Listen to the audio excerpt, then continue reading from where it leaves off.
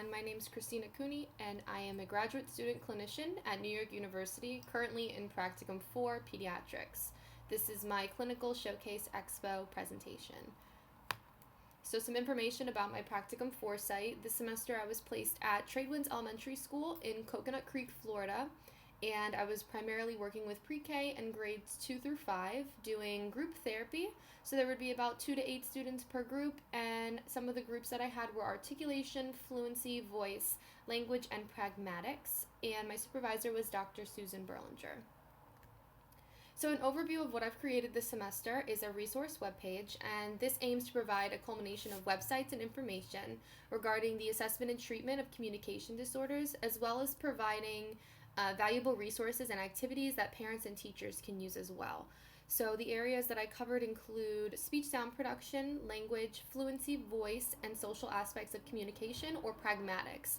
And the reason that I chose these areas as opposed to including some others was because at this particular site, these are the 5 main areas that are treated in the school system. So these were the areas that were of most value for my particular site to have information on. So why is this useful? Parents, family members, and school staff would benefit from having an easily accessible way to learn about what a speech-language pathologist does with a student in the school setting. This semester, I have come across multiple teachers and parents who expressed that they would benefit or would love to learn more about what a speech pathologist would be working on with their child or student. So I really thought that this would be a useful resource to provide once I'm not there anymore. Providing access to a parent and teacher education system can help promote the generalization from the speech therapy room to the classroom and then also to the home environments. And then this project took a research-based approach with all the information provided, cited from reliable sources, of course. So the website is speechpathologyresources.weebly.com, and it's listed at the top of my PowerPoint. And then as you can see, this is a screenshot of what the front of the opening of the website looks like. So we have an about section and then also the 5 different domains at the top that you can click through. And then feel free to check out the website and follow along. I'm also going to include all of the information that's in the website in my presentation. But feel free to go ahead and check that out as well. So this is just a screenshot of what the About page says. It's a little bit of an introduction of me, graduate student clinician. I'm studying communicative sciences and disorders at NYU. And then the purpose and a little bit of a disclaimer saying that the information and resources regarding these communicative disorders have been compiled from a variety of supported research, and it serves as a guide. Some of the resources that have been included are ones that I have made throughout the course of my practicum experiences. However, some of them are not, and the ones that are not my own resources have been cited as such. Okay, so the first section is speech sound production, and all of this information that's on my slide is taken directly from my website, so I'm just using it here just to be a little bit more visually appealing as opposed to just screenshotting, but I'm just going to go through a little bit of it briefly just to give a general idea. So the purpose of each section is to provide information regarding diagnoses, treatment considerations, and characteristics of the specific domain. And then I also have a section with resources and applications that can be used by the parent or teacher, anyone who's viewing the site. And then each section also has a video kind of going into an introduction of something that might be valuable depending on the domain. So for speech sound production, I went into a little bit about providing information about the diagnosis. As children's speech develops, they acquire and master sounds at different ages. And according to Stanford Children's House, all sounds are typically mastered by age 8. So I also included information about milestone resources so that parents and teachers can kind of see what the general ages are that they can expect their child or student to be mastering certain sounds and whether or not their child or student has them. Some characteristics of speech development that may indicate an articulation disorder include leaving off sounds from words, adding extra sounds to words, distorting or changing sounds in words, and switching sounds in words for different sounds. And then also explaining a little bit of what a child with a phonological process disorder may present with, changing certain consonant sounds, leaving out consonant sounds, and then examples for each of those. And then as far as treatment considerations for a speech sound production disorder, talking a little bit about how important early detection and treatment is, and that speech therapy can provide students with strategies that can help teach them the correct sound production.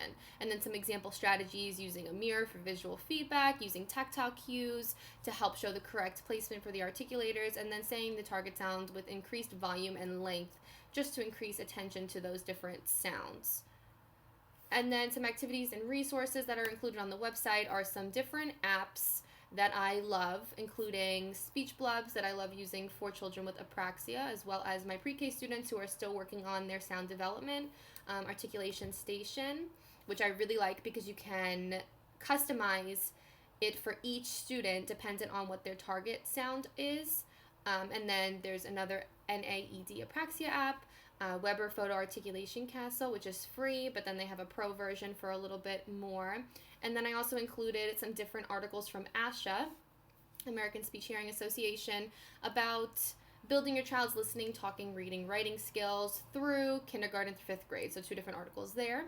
And then on the right of the screen, you can see I have some different file attachments for the speech sound production section. So the sound warm-up sheet that is editable was something that I created myself. So that is my own resource that I like to use as a warm-up with some of my articulation students.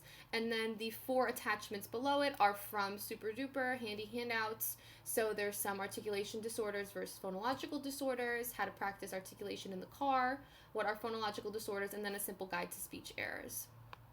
The next section is language. So this section talks a little bit about the difference between expressive and receptive language, and also talks about the characteristics of how ASHA defines a language disorder as an impaired comprehension and or use of spoken, written, and or other symbol systems. So it may involve phonology, morphology, syntax, content of the language, which is semantics, and then the function of the language, which is pragmatics, which I'll go into in a little bit.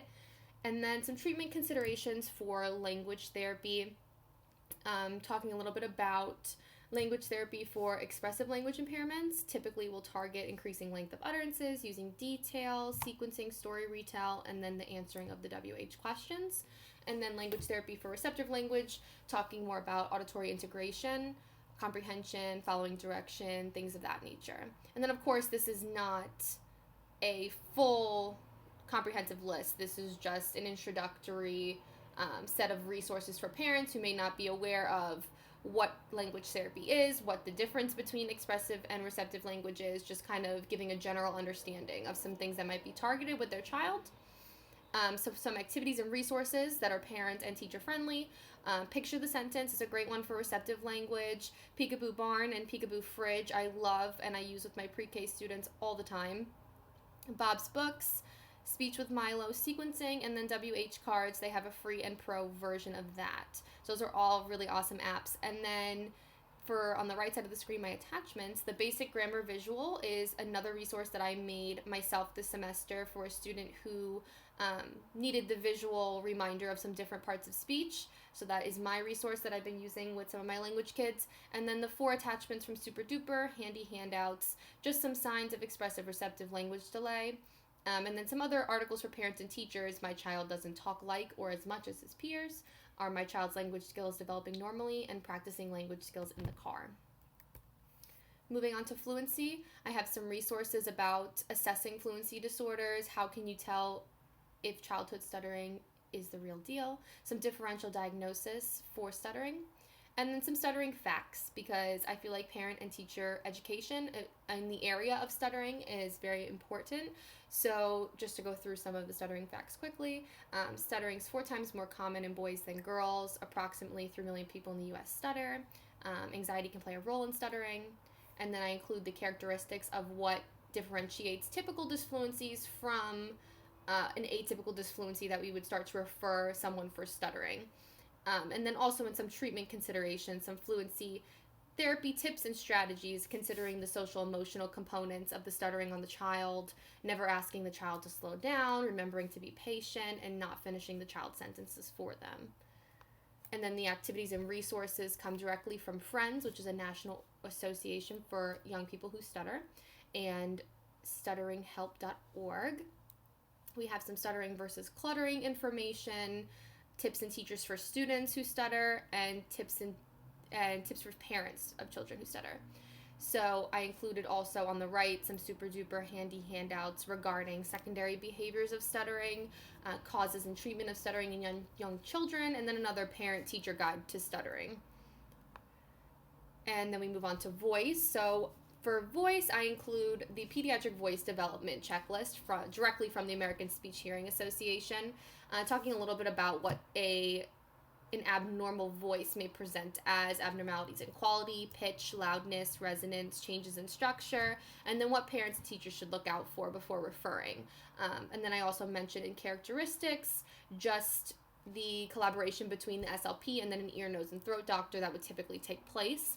And then some tips and strategies to use at home with parents, refraining from yelling and screaming, drinking half of your weight in water in ounces per day to keep your vocal cords hydrated, and taking 30 minutes to an hour per day of vocal rest.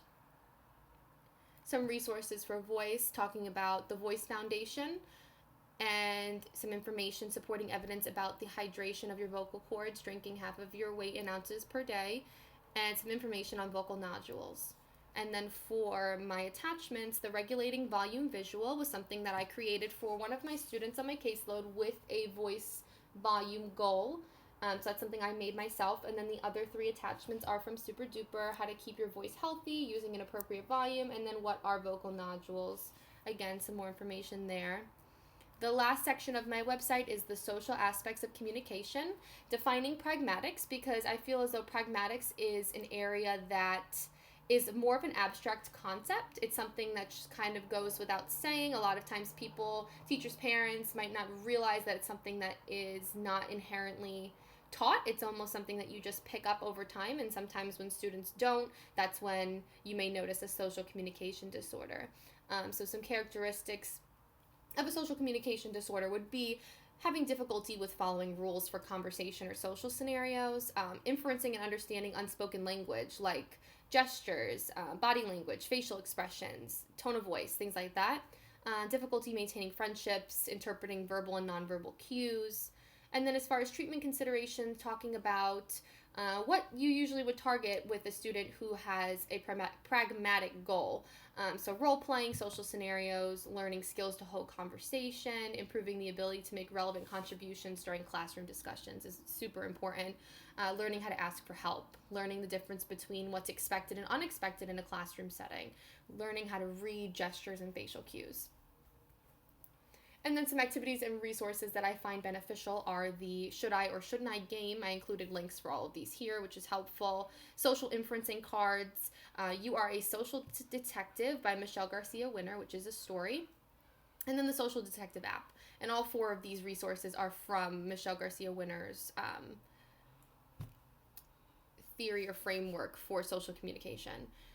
And then for the attachments, the first 3 are activities that I created myself, the on and off topic visual, behavior mapping practice, and the pause, listen, and talk visual. So I made all 3 of these myself this semester.